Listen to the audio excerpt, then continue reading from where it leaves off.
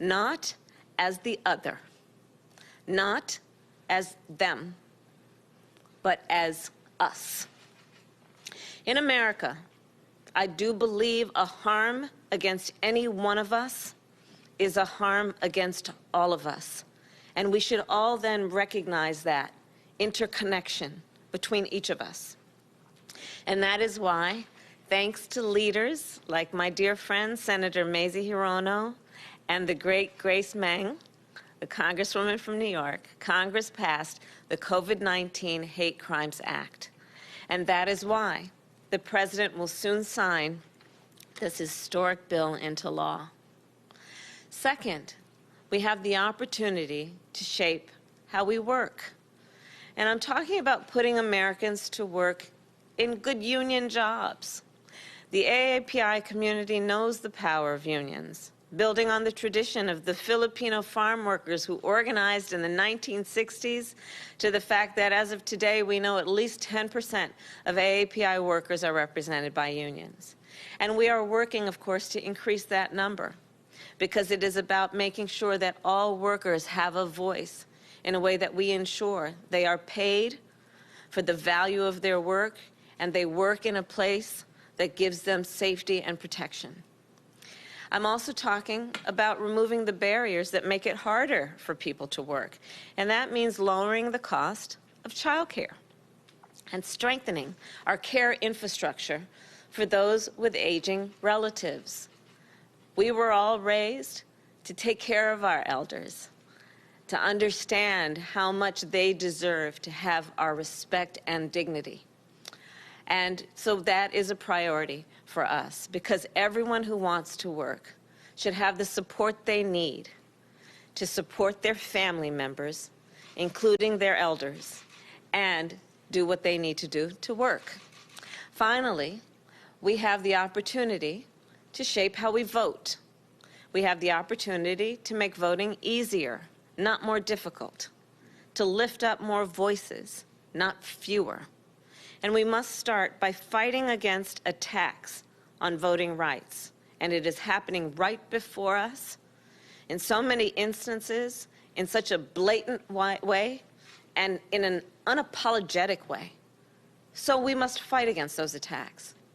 Since the start of 2021, more than 360 bills to restrict the right to vote have been introduced in nearly every state in the United States of America. Many of these bills specifically target vote by mail. And let's be clear about this, specifically target vote by mail, while 64% of Asian Americans vote by mail.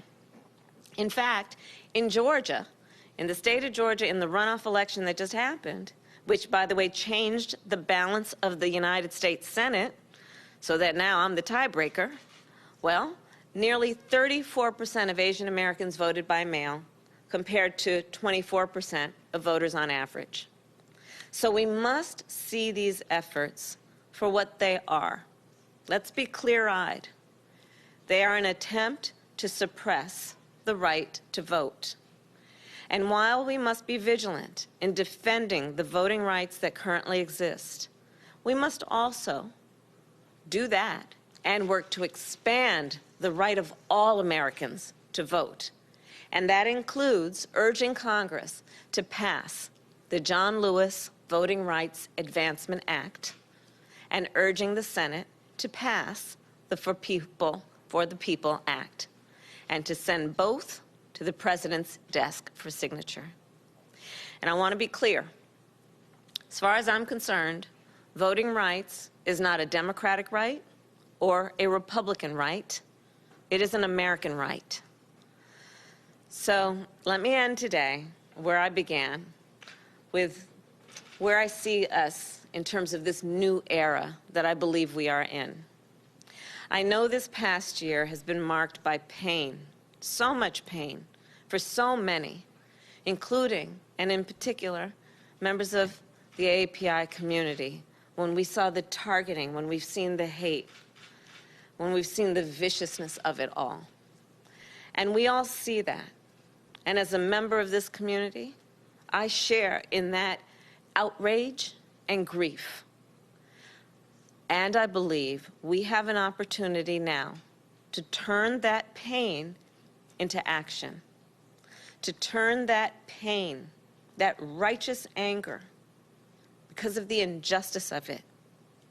We have an opportunity to turn that into power, into power.